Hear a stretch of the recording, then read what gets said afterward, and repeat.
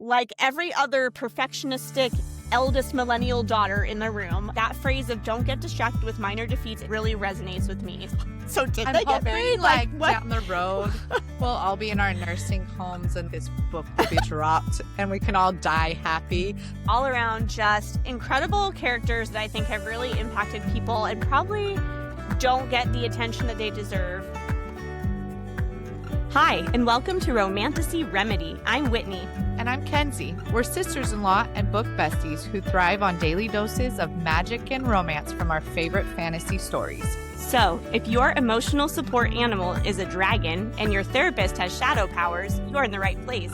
Thanks for being here and for liking, rating, and following our show. Manon and Dorian meet in Queen of Shadows, and this is when they have their iconic "hello, princeling, hello, witchling, I'll be whatever color you tell me to" conversation. So good. And they have an immediate connection, which is crazy because, like you pointed out earlier, Kenz, Dorian is possessed by Valg at this point. Right. So the fact that he makes a connection with Manon when he's possessed by a Valg demon prince is wild. Right. And not only that, he is able to actually say his real name to her, Yep. which he has not done for a long time at that point. And he also like remembers her name. So they obviously have like some kind of special bond. Yeah. You know, we don't ever find out if that's a thing, like a mating bond or whatever. It's gotta be, though, for him to be able to get through that, like, possession part. It's definitely something is there, right? Yeah, for sure. And their relationship is a beautiful part of the series. I love it so much. Manon, as I said before, protects Dorian when the Yellow Legs are attacking Rifthold. Then when Abraxos brings Manon to Aelin's ship when she's injured by her grandmother, Dorian makes sure that she is safe and taken care of and also sees to some of her other needs with his shadow hands. Shadow. I forgot about that. Yeah, he does. My gosh. A few times. Just kidding.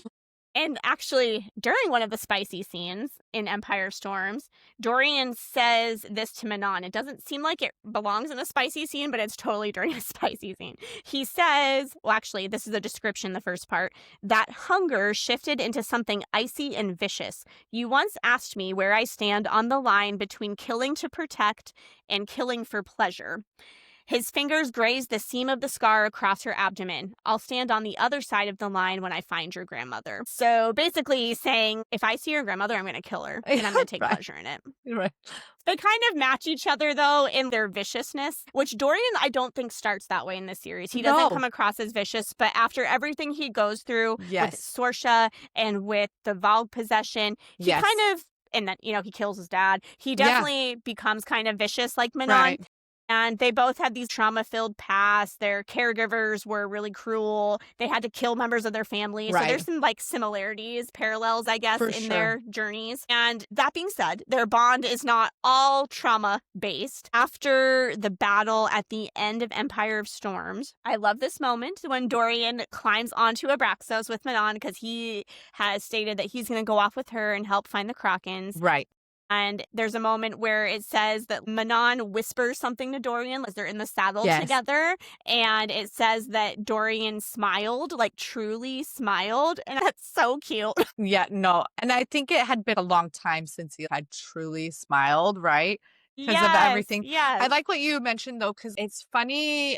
We just talked about the evolution of Manon's character, because then you look at the kind of the flip side with the evolution of Dorian's character. Is because he was not at all, like, he was kind of like a kept man in a little, you know what I mean? Like the prince. And like a golden retriever. Yeah. And so to see him, and when we say vicious and stuff, not in a bad way, I just feel like he kind of came into his own. He had to really fight through some things. And so he kind of got a grit to him. Totally. He had to come to understand like his magic, accept that part of himself. And then everything with the Valg possession, with killing his dad and losing Sorsha. It's almost like Manon was at this end of the spectrum and he was at this end, and they had to like come towards each other to meet in the middle to be the right version of themselves for each other. Which is kind of cool to think about. I like that. Good point. Well, despite their connection, Manon does struggle to admit her feelings for Dorian through the whole series. Manon struggles to have feelings? I know. or admit Weird. her feelings. And admitting she cares about him is just so against everything that she's been trained to be her entire life, because she talks about it, and like the other witches talk about it, men were purely a source of entertainment when they needed it. And that Yep. was it. Yep. So yeah, evolution some more there. But the night before he leaves for Morath, which this was such a sad, beautiful but sad, there's just a lot happening, right? So the night Yeah. before he leaves for Morath, she offers to marry Dorian as a formal alliance to keep him from going, because she doesn't want him to go, but she won't tell him. Yeah. She struggles, but she offers him that. And he knows her so well, and he cares about her so much that he doesn't accept. I forget what the verbiage was, but she kind of was like, yeah, I'll do it for the alliance. And he's like, yeah, you know what I mean? Yeah. She says something where he then thinks, oh, okay, that's my answer. Yeah. That's how I know that I should not do this. Yes. And I agree with him. But at the same time, I think that was her way to justify it to herself, even though that's what she wanted. Right. But he couldn't bring himself to do it if there was any chance that she was going to resent it later. He just couldn't be the one to trap her, essentially, is what he, I think, felt like. Yeah, basically. And so they, of course, have another spicy moment. But not with shadow hands this time, because he wanted all of it for himself. Only real hands this time. Wonder if Manon has times where she's like, today I'm feeling shadow hands. Today not so much. Right. Like, I just remember reading, he's like, Dorian. I want it for myself this time. Then Dorian leaves for Morath before Manon wakes up. I think she talks about like waking up to a cold bed. And it's just kind of like, breaks my heart for her, because I think she felt like she was telling him. Yeah, I think she had thought after the conversation and then their swoon-worthy night together. You leave after that? And then he left. Yeah. I get both sides. That was a bummer. Yeah. That's a bummer. Very much so. But when Erewhon is defeated and Dorian finally reunites with Manon, they have a very tender moment. And I'm just going to read it because it's so good. Hello, Princeling, she breathed. A smile bloomed on his mouth. Hello, witchling. He scanned the skies beyond her for the 13, for Aster and Blackbeat, undoubtedly roaring her victory to the stars. Manon said quietly, you will not find them in this sky or any other. His heart strained as he understood, as the loss of those 12 fierce, brilliant lives carved another hole within him, one he would not forget, one he would honor. Silently, he crossed the balcony. Manon did not back away as he slid his arms around her. I am sorry, he said into her hair. There's so much I love about that whole interaction. I love that Dorian immediately grieves the 13 because he too cared for them deeply, because he was with them in all those camps searching for the Krakens. And I love that Manon is actually vulnerable in this moment and allows him to hug her, allows him to be a strength for her. I don't think she would have let him do that if she hadn't lost the 13. You know what I mean? Yeah, I think she just very much needed her person at that time. And I think he was Dorian the only one left. Her person. Yeah, the only one left. Absolutely. Absolutely. And I love that Dorian is there for her in that moment. Yeah. Yes, I think it says shortly after that he stands there as long as she needs him to stand there. He's just like, I'm just going to be right here till you need me elsewhere. And I love that you pointed out how he grieved the 13, because it does make me think of some of those chapters where he's with them. And if you remember, there were times where Vesta would flirt with him and tease him. And then when he was learning to shapeshift and he turned his eyes a different color, I think Asterin teased him a lot, too, about how she missed his pretty blue eyes. Yes. And so I think he had become friends with them and cared for them. So it makes sense that he grieved them. But that detail also just kind of shows his character. For sure. And I love that. Because during that time, too, remember, he was trying to learn all of them. And so he knew them pretty intimately, because then he knew who was on watch and when he should sneak out to practice. So he knew them very well. I mean, we read these books, but these are like months and months and months that we're reading these people and their lives. But absolutely. Anyway, yeah. Absolutely. Before everyone leaves Orinth, Dorian asks Manon if she would be willing to train his wyverns and riders, because he's planning to have that be part of his army, essentially, his aerial cavalry. Yeah. It's such a delicious moment because it's punctuated by some humor from Irene. And she basically says, "Why don't you guys just get married?" And Kale looks at her like, "Honey, like, don't say that." But what's Love her great about character. it, Ugh. I do too. She's amazing. And what's great about this too is Manon doesn't get freaked out by it or make fun of it. She just kind of says, maybe. Like, maybe we will. If you were And Dorian, I would you have love been that. like, wait, what? I totally would. And also, you know this, but I would pay a lot of money for a novella about Dorian and Manon because Yes. that's kind of where their romance is left off, just as I will come back and train your wyverns and see you. Yeah. Maybe I'll marry you. Yeah. I'm like, so did I'm they get hoping married? like what? down the road, we'll all be in our nursing homes and this book will be dropped and we can all die happy finding out what happened between Manon and Dorian. Seriously, though, a dream come true. And also, along with that question, is Dorian on your book boyfriend list? I know that Rowan is. Rowan is. And Lorcan. Okay, so that's what I was going to say. I like Dorian's character. I do. I don't think I would put him on my book boyfriend list, though. I don't know what it was about him. He just didn't do it for me. Lorcan did everything for me. And I would rather have that novella. Kenzie has lots of ideas about what Lorcan did. There's just something about, I don't know what.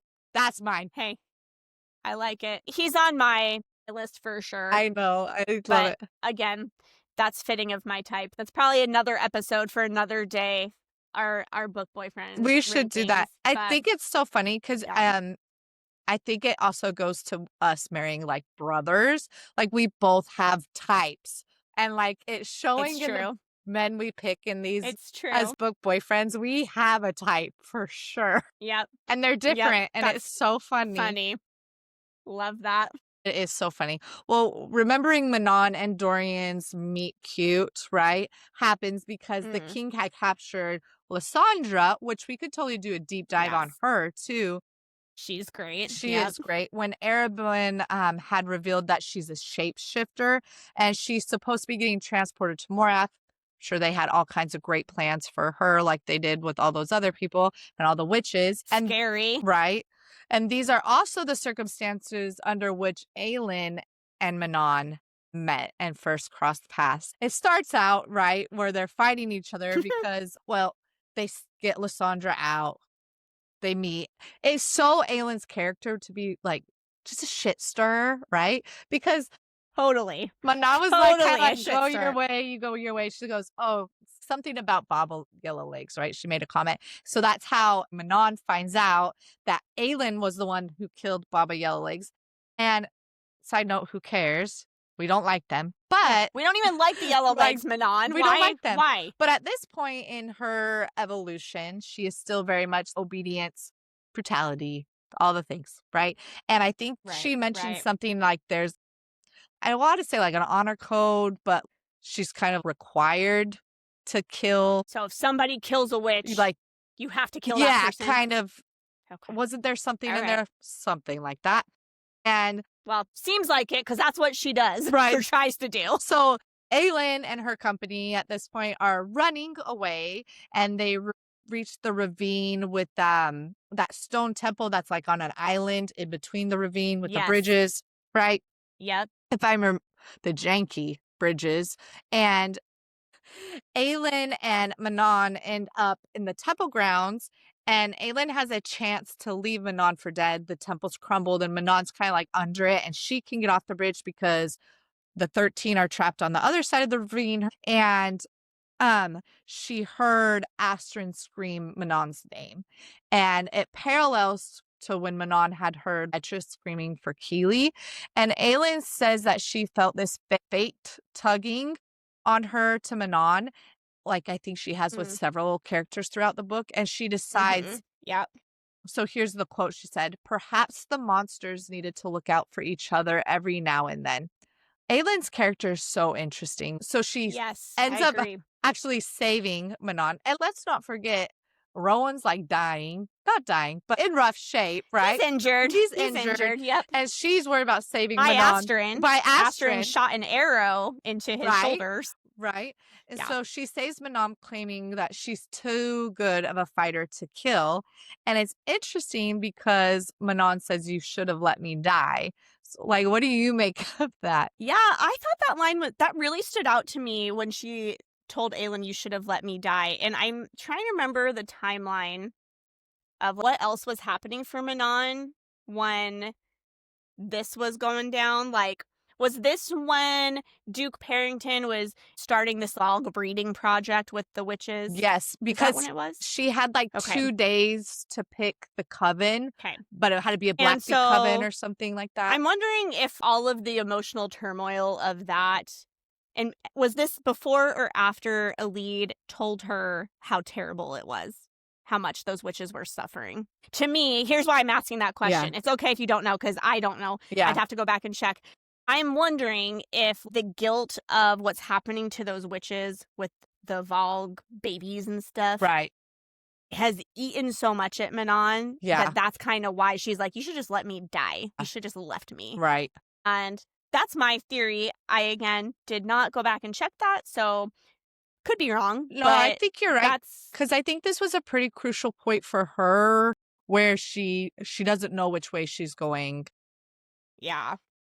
She obviously doesn't like what's going on, but she doesn't feel like she can not be part of it. Yeah, she hasn't stepped into her role as the one who's going to change Right. things yet. So you're right. She's at this point where she's just figuring it out Yeah. and probably not very sure of herself and doubting herself a lot. Right. So that's kind of what I made of that statement. "You should have let me die." Yeah. She just is not in a great place with her confidence at the moment. Right. So For yeah, sure. I Well, don't know. it's interesting. And it's so funny, again, how Sarah J. Maas does all this writing, because the way these characters intertwine and work with each other is so wild, because not long after, Manon actually leaves a crucial message for Aelin to find about Dorian, because at this point, Dorian and I believe Kale was with them, are planning to just kill Dorian because of the Valg prince inside of him.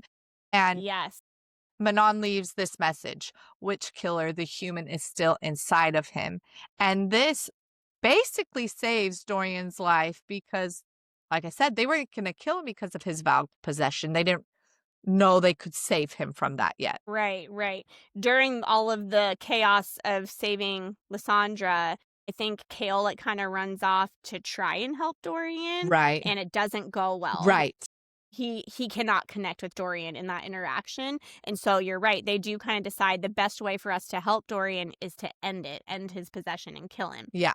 And so it is really important and a huge game changer when Manon leaves this message for Aelin. Right. And everybody remembers this quote too. I've seen a lot of really cool fan art showing this painted on the wall: "Witch killer, the human is still inside him." So Cool. I love that moment.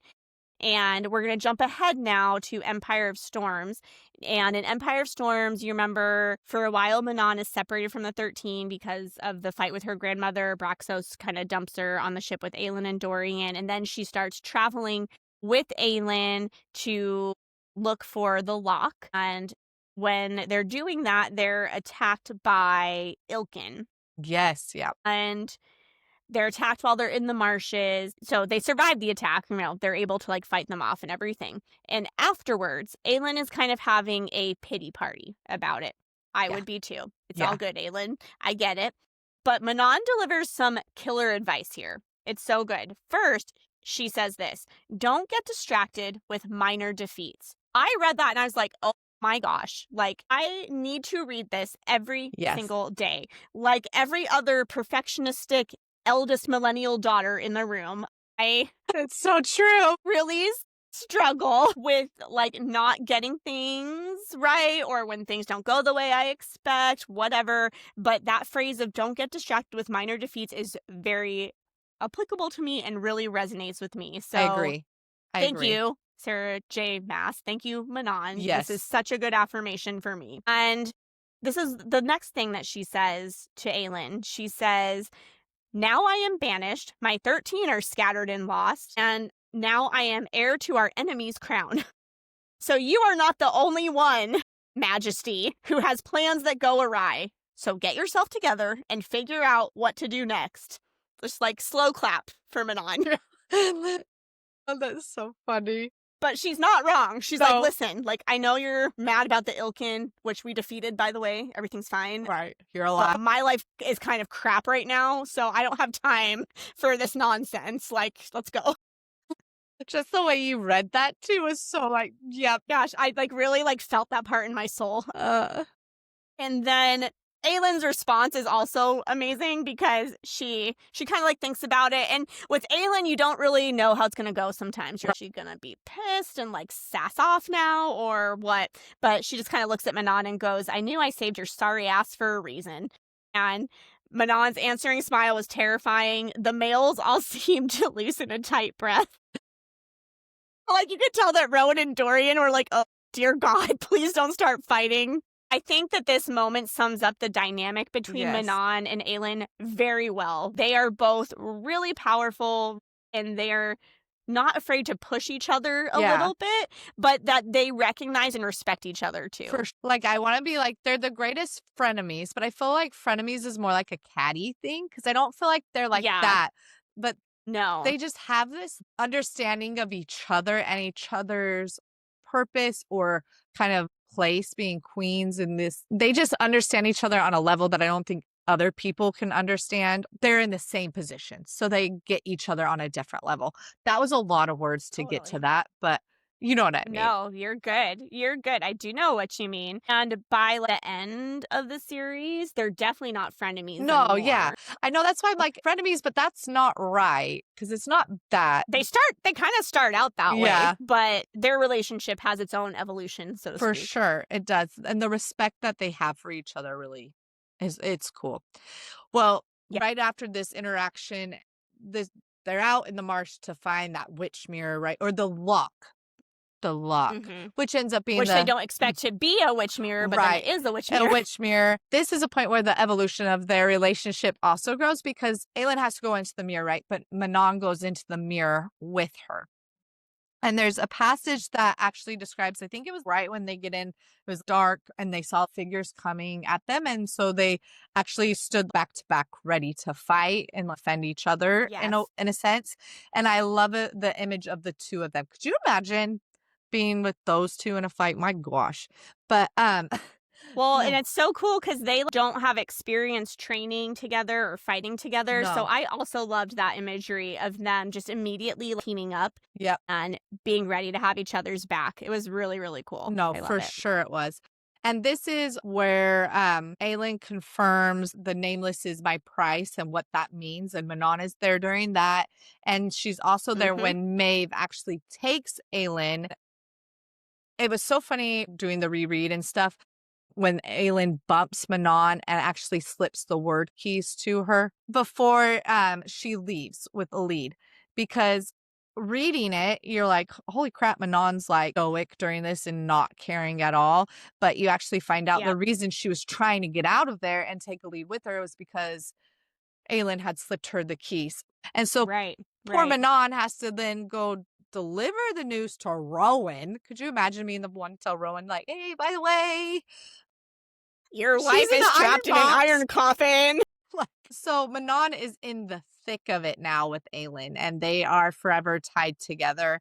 And looking ahead, because that was the very end of Empire of Storms, right? So now let's talk a little about Kingdom of Ash. After Erewhon is defeated, Aelin finds Manon alone with Abraxos. She thanks them for the sacrifice that the 13 had made with the yielding and vows to build a monument in that spot for them.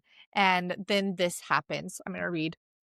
Footsteps crunched in the hay, and Manon sat down beside her. Yet Aelin did not speak again and asked no more questions. And Manon, realizing it, let her shoulders curve inward, let her head bow, as she might never do with anyone else, as no one else might understand the weight they both bore. In silence, the two queens stared toward the decimated field, toward the future beyond it. I just love that connection that they have formed together. And I love, it's almost like she was able to take a deep breath with Aelin in that moment, just like, someone who can actually get it. that description of like her shoulders curving Yes. in. And I think that's exactly what it's suggesting, that she feels like she can kind of really be vulnerable for a moment because Aelin gets it. Yeah. And that's really cool because she's kind of starting to build that sisterhood element with somebody else. And not that it replaces the 13 yet or ever, but it is amazing that she's found this with Aelin, her former frenemy, for lack of a better word. Yeah. And yeah, that's a Mhm. really cool image to leave with those two at the Yep. end of the whole series. For sure. The two queens. The two queens. So awesome. And toward the future Mhm. beyond. Yeah, I love that. Speaking of friendships in the series, I want to talk about one of my favorites, and that is Manon and Elide. Yes. And Yes. I love these two a lot. And if Manon and Dorian are my favorite little couple, Manon and Elide might be my favorite friendship. They're great. Elide helps spy on the Valg breeding project in Queen of Shadows.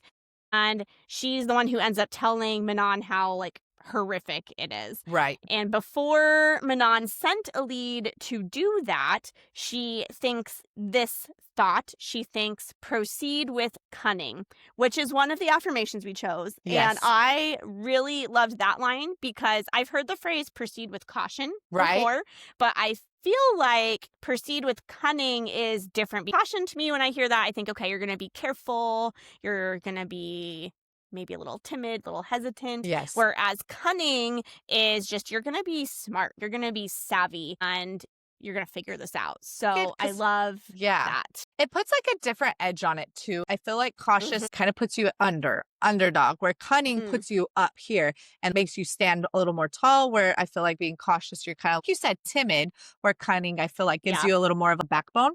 Is that a good way to put it? Yeah, absolutely. No, it's a great way to put it. I love that.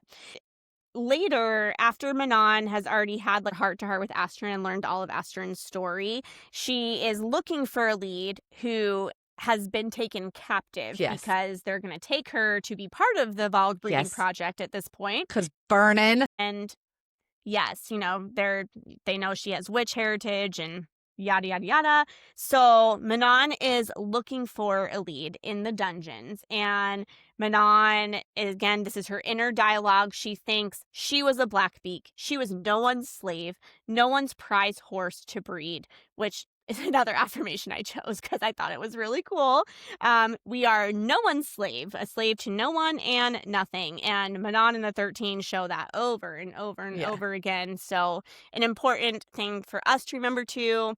I don't think being a slave to like an actual person, like an actual slave, is really an issue for most of us, hopefully. But there are other ways we can feel enslaved, whether it is a problem we feel enslaved to, a relationship that's not great. There are lots of things that can make us feel like we are enslaved. Agreed. And so the reminder that you are no one's slave, nothing's slave, I think is really useful and helpful. Yes. So I like it. I love it. And I love Manon in this too, like going back to our sisterhood talk at the very beginning. Once she claims something, she doesn't negate on that at all. Once you are hers, and she is going to defend you the whole way. And she did that with Elide, and I love that. And I think Elide like really needed that too, because she has been alone for so long, has had no one in her corner for a very long time. Right. And so the way that Manon and the 13 take her in is really special to her, impactful for her, like a big turning point for her. For sure. So, yeah. Absolutely. And of course, Manon then goes on to rescue Elide from Morath. And this pretty much cements that relationship and that friendship for the rest of the series. I love how you get these relationships and then they get dropped in throughout the book, those little surprise moments, you know, and appearances. So Elide also is the one to give Manon the idea of hope. And I think that was part of her evolution and transition, was hearing Astrid's story, and Manon thinks Elide's words about hope. Actually, this is what the quote is: hope. Elide had said, hope for a better future, for a home, not obedience, brutality, discipline, but hope. Part of Manon's evolution was having Elide in her life and being able to put a kernel in her to think about. And then just full circle here in Empire of Storms, when Aelin and Manon reunite with Elide, there's this quote. Tears stung Elide's eyes as they slipped free, but then the grass crunched behind them. She saw the white hair first, then the golden eyes, and Elide sobbed as Manon Blackbeak emerged, smiling faintly. As Manon Blackbeak saw her and Aelin knee to knee in the grass and mouthed one word. Hope. I could cry. That moment. I love. Yes, it's so cool. They've been separated for a while, ever since Morath was destroyed, pretty much. And I don't think they really knew what was going on with each other for that whole time. I'm sure Manon thought she was up in Oakwald going to Terracin, and so the fact she's now down here and all the things. Yeah. And Elide is just like so happy to see Manon too. It just makes my heart happy. They're just the coolest friends. I love them so much. For sure. Also, I super love this moment, not with just Manon, but Aelin to a certain extent as well. But Manon is super protective of Elide when she meets Lorcan because she's been surrounded. Rightfully so, because she's been with her kind of Gavriel and Fenris and all of them who obviously love Lorcan, but they're kind of in a conflict with Lorcan at the moment, right?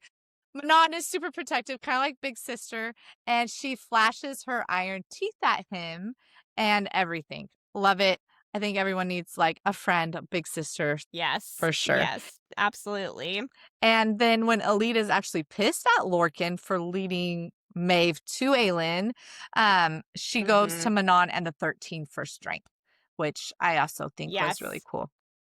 And this is like a much less severe example than what Elide was going through, but it just reminded me of like when you're in middle school and high school and like a boy like does something, breaks your heart, does something rude to you, and you like go off to your girlfriends and they like all stand around you and they're like, it's okay, we hate him. And that's like, that was like what the 13 did for Elide. They're like, Lorcan's the worst. Right? No. Come over here, Elide. Right?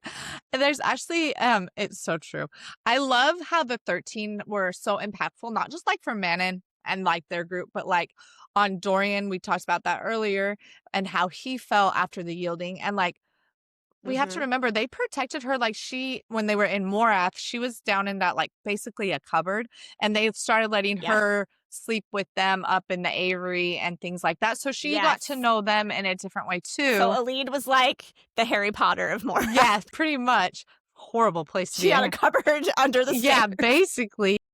And I'm gonna read this quote from Elide when she learned about the 13's yielding. Elide saw the sorrow on her face before she reached her, the dullness and pain in the golden eyes. She went still. Who? Manon's throat bobbed. All of the 13, all those fierce, brilliant witches gone.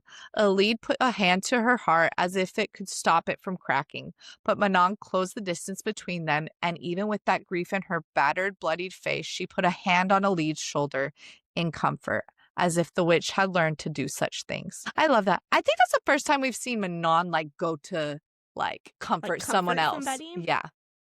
I mean, it's like you said, Elide is totally that like little sister figure for her. And so of course she's willing to do that for Elide if nobody else.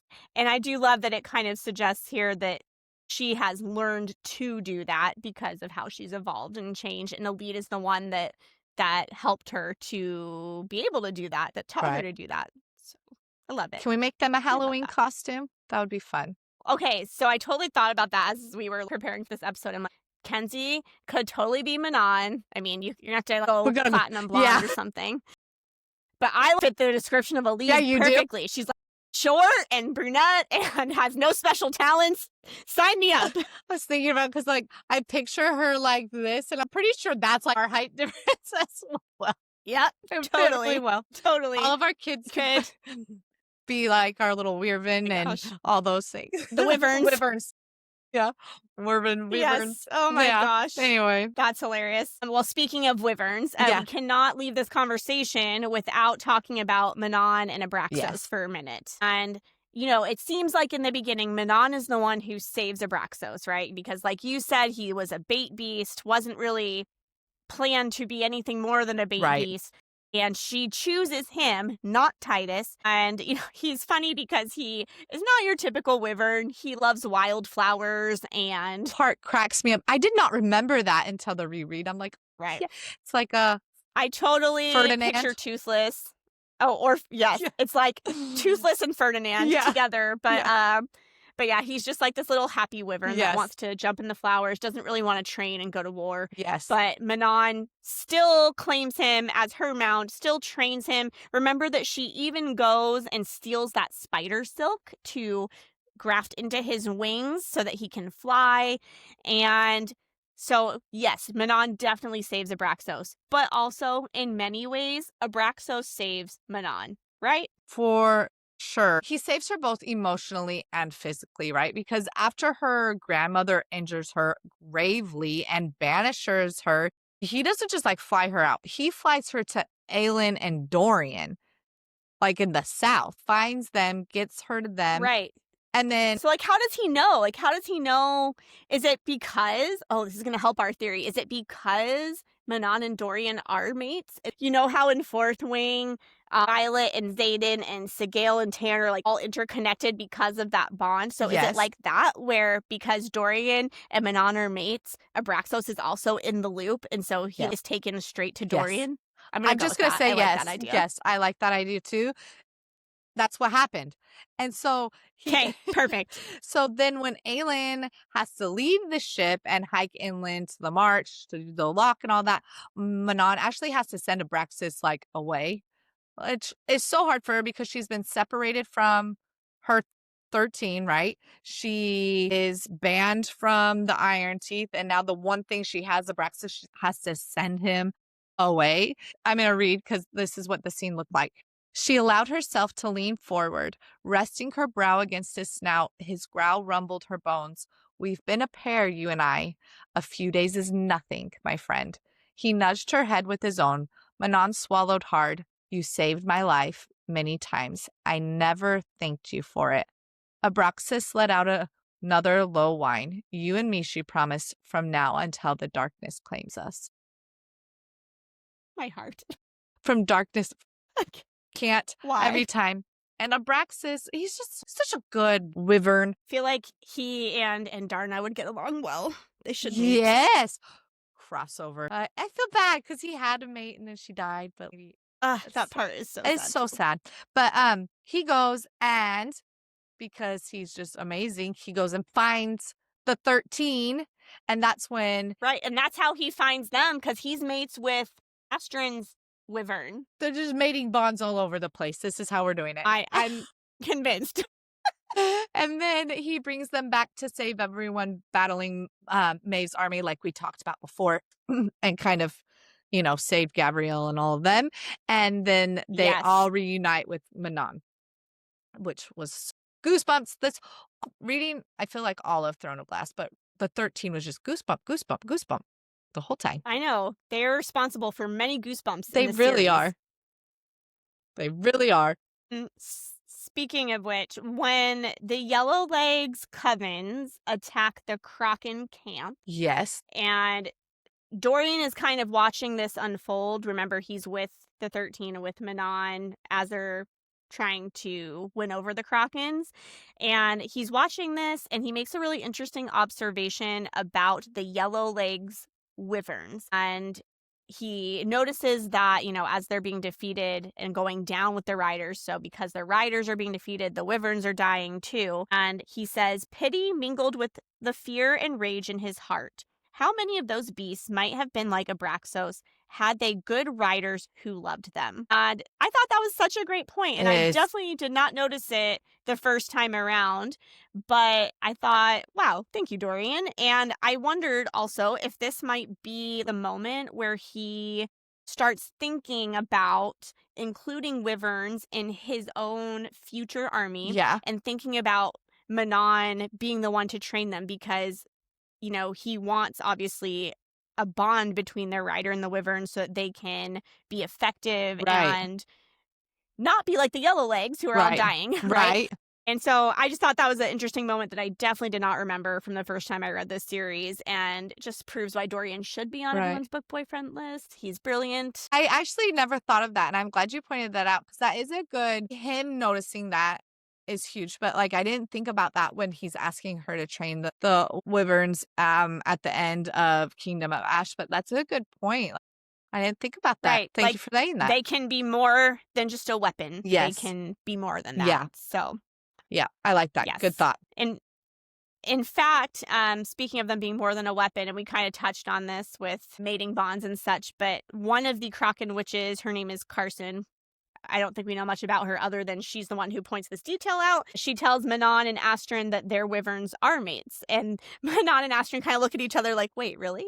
You're like, what do you mean? So Noreen and Abraxos were mates, and Carson's the one to point it out. So that's cool. That is Wyverns cool. can have mates. And jumping ahead a little bit more, during the battle at Orinth, the final battle, when Iskra's wyvern, injures Abraxos, and it kind of looks like he's going to die. Manon, as they're spiraling, this is right before Petra shows up to save their butts, Manon leans over close to Abraxos and tells him that she loves him. And this is like a very tender moment. And we all love you too, Abraxos. Yes, 100%. So, love that little really, part of the story. For sure. He's a true hero in this book because he helped shape Yep. Manon. Yep. Yeah, let's make a note to include him in our future episode about Romantasy pets. We need a thank you note to him, too. Yes, thank you note to Abraxos. Absolutely. The 13 are not only inspiring and amazing characters from Throne of Glass, but they also have sparked some very interesting theories across the Maasverse, particularly with ACOTAR. Yes. So I'm excited to talk about a few of those before we wrap up our episode. The big one that I have heard the most about is that maybe the Archeron sisters are witches. Yes. Okay, so, there's Feyre. Well, Nesta's the oldest, and then Aelin and Feyre. And so one detail to note about this is that seers are associated with witches. And Aelin, we find out, is a seer. Yes. Moore takes special notice of this, which we'll get to that in a minute, but Moore is especially interested in the fact that Aelin is a seer. Yes. So make of that what you will. Another little detail that kind of feeds into this theory is that the Ouroboros mirror that Feyre is able to look into when so many are not able to look into it, perhaps the Ouroboros mirror is a witch mirror. Yes. I don't know. Maybe. Do you think that? I actually think it kind of fits because weren't there like several different types of witches mirrors? Like one like that they used for the witch's tower, then the one that was like a communication mirror, right? And then there was one that could do future, present, past. Okay. Which is like the Ouroboros, right? So. Okay. Yeah, so maybe that's true. Also, another supporting detail for this theory. So Kraken comes from the Welsh word for cauldron, which cauldron's a big deal in the ACOTAR series. And maybe the cauldron made them into witches when they went into the cauldron. Maybe. I don't know. Or they are just descended from witches. Or I feel like Sarah likes to use words that means something from other books all the time. You know what I mean? True. So it could just be that. Maybe it's just one of those Easter egg. Is that the right term for one of those things? Absolutely. Yeah. Absolutely. In ACOWAR, Nesta specifically asks more about witches. Yes, I remember that. Again, interesting that Nesta is interested in witches. Also interesting that Moore is the one to ask about witches. Right. Then, when Nesta uses 3 stones for scrying, right, it kind of harkens back to like the 3-faced goddess that we hear a lot about with the witches in Throne of Glass. So 3 stones, 3-faced goddess might be something there. Then when Nesta falls down the stairs to the House of Wind, this is in A Court of Silver Flames, her nails create sparks. And some readers have theorized that this is because she's like an iron teeth witch. And her nails are made of iron, perhaps. So, again, make of that what you will. But these are all theories that I have encountered about the Archerons maybe being witches. Yes. I've also, just to add on to some of those, I've heard with the Archerons, like, because the 3 sisters, the 3-faced goddess, or what I've also read is that each of them represents a different clan. A blue blood, a black bleak, a blue blood, a black beak, and a yellow legs, and that more could represent the Krakens. That one is Okay, so interesting to me. like Nesta would be Iron Teeth, obviously. Right.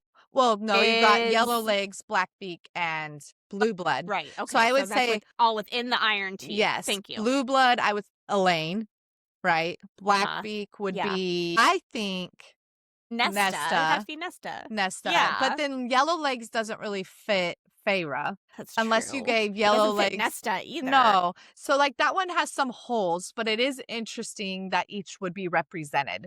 And they also say more with the Kraken, which because that's one of the big theories, right? Is that more is a witch. And more story actually parallels with Asterin's with the nails in her abdomen.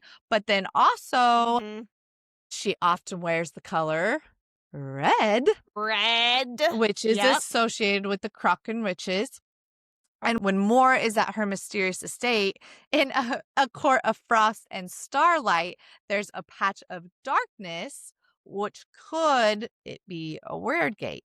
So I think there's definitely some legs to that theory with Moore. And I don't know. I have a lot of thoughts and feelings about Moore.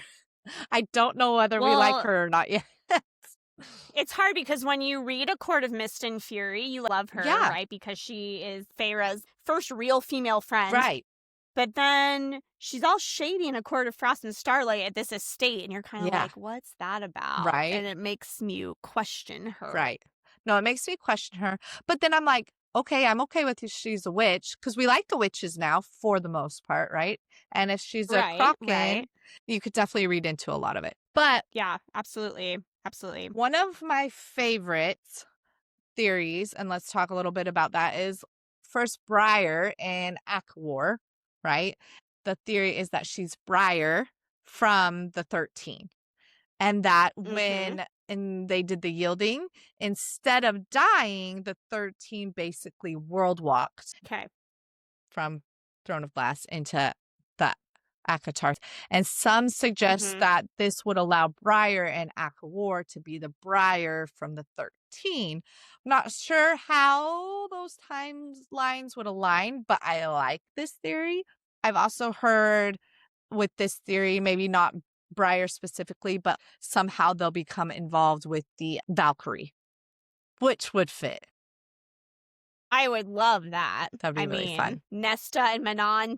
Could you? I guess Manon won't be there, but no. But Nesta and Astrid would still be a formidable pair, and right? Talk about like the kind of the group that Nesta has kind of started to surround herself with, Emery and give me some of the other names.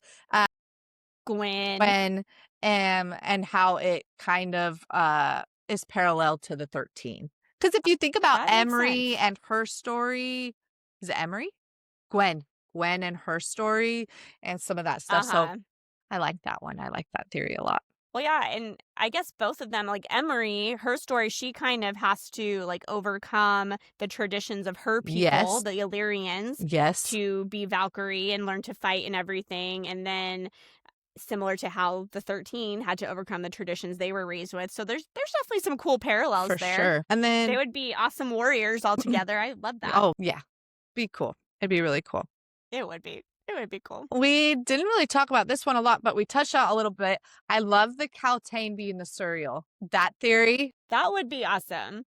It would be awesome. I haven't deep dived that one a lot, but it's an interesting one to me. I like the idea of it. When I reread the excerpts from Throne of Glass, and then also not too long ago I reread Akamath, I feel like it doesn't work. No. For a couple reasons. Because I feel like there's more than one Suriel. I think there's not just the Suriel. I feel like there's more than one Suriel. Do you think it would fit if she was just one of like a soul who was like destined to like, do you know what I'm saying? Yeah, I guess so. I guess that's possible. And I'm trying to think why else. I feel like when I was reading, and there's a part where Dorian summons Kaltain. And she comes back and talks to him. And I feel like there was something she said in their conversation that made me think that means she can't be the Suriel. But I'd have to go back and check what it is. Yeah. Though I would love if Kaltain was involved somewhere Yeah. because she was another really interesting female character who ended up helping a lot of Right. people. So Well, it's that so would be funny. cool if she was the serial. Her character at the beginning, like, obviously was kind of just annoying and, like, Mm-hmm. and so it was actually really sad because I think, like, the more you learned about her throughout the book, she just wanted to be part of something in a weird way. Yeah. And so the yeah. way her character went, so I would like to see something good for her. But I think we did get that, like you Definitely. said, when Dorian summoned her, and he didn't really summon her when he was just doing the summoning, and she was the one to come. It seemed like she was in a good Right. I think there was happy ending for her, but that one was an interesting one. Yeah. Yeah. Yeah. There's a lot of cool theories out there for the Maasverse. We could probably do a whole nother episode about all the Yeah. theories. But those are the main ones that I'm familiar with when it comes to the 13 or witches. Yeah. And all of that. And with that is all I have about the 13. I say that's all. We've been talking for like 3 hours. Our deep dive on the 13. Yes, but how fun was that? It was fun. No regrets. And I feel no like regrets we here. could keep talking about it, but we probably are just like being repetitive at this point. I know. I mean, what else is there to say other than we love the 13 and their sisterhood? Yeah. We love Manon's evolution and how she inspires all of us to change and grow. And we love all of the relationships that were created by Manon and the 13 in the series. So all around, just incredible characters that I think have really impacted people and probably don't get the attention that they deserve. Admittedly, Aelin is amazing. We all love her. But in many ways, I feel like Manon is just as incredible as a female character. She could definitely be a female main character in her own book. Just going to put that out there again. SJM. With please. Dorian. With Dorian. And some shadow hands. Please. Whitney needs it. That's funny. The world needs it. Me. Be the light. Be the bridge. If we're making requests, I would really like a Lorcan book. I knew that was coming. It's true, though. It's true. We do. Obviously, everyone needs to know what Lorcan did. Right. We need to know. Lord Lorcan Locken. Yes. So good. It's so good. So good. I think that's when I loved Lorcan, is when he's like, I will be Lord Lorcan Locken. I was like, okay. He's like, I'm fine with that. If that means I can marry you. Yes. Love it. So good. Anyway. But thank you, Kenz, for being willing to do this book chat about Manon and the 13 with me. It's so fun. And so fun. It was really fun. It's so fun to do around Halloween. So fun. The witches. Yes, the best witches that have ever existed. Hocus right? Pocus, what? Yes. Just kidding. Though I love, just kidding. like, I've been thinking about making a reel where it has footage of the Sanderson sisters and something along the lines of, I want to look like Manon the 13, but I know I look like this. You need to. That's a good one. That's funny. But yes, yeah, Manon the 13, amazing. Thank you, everybody, for joining this conversation. If you have anything to add to it, please let us know. We'd love to hear your comments about Manon and the 13. Or any theories that they have. I love it. Yes. More theories. Yes, more Maasverse theories about the witches. Mm-hmm. You can connect with us on Instagram and TikTok, Romantasy Remedy, or you can shoot us an email, which is romantasyremedy@gmail.com. Yay. Or leave us a comment on Spotify or Apple or wherever you listen to your podcast. So anyway, long story short, we'd love to hear from you. Thanks for listening. Thank you. Until the darkness claims us, witchlings. Goodbye. That's officially the end of our special episode about Manon and the 13. Since it ended up being 2 episodes and not 1 as we originally planned, we had to adjust our schedule. There will be no episode on November 12th. Then, on November 19th, we'll dive back into the Crowns of Nyaxia with The Ashes and the Star-Cursed King by Carissa Broadbent. So, if you've been missing Araya and Rain, get excited. We'll be chatting all about them again very soon. See you on the 19th.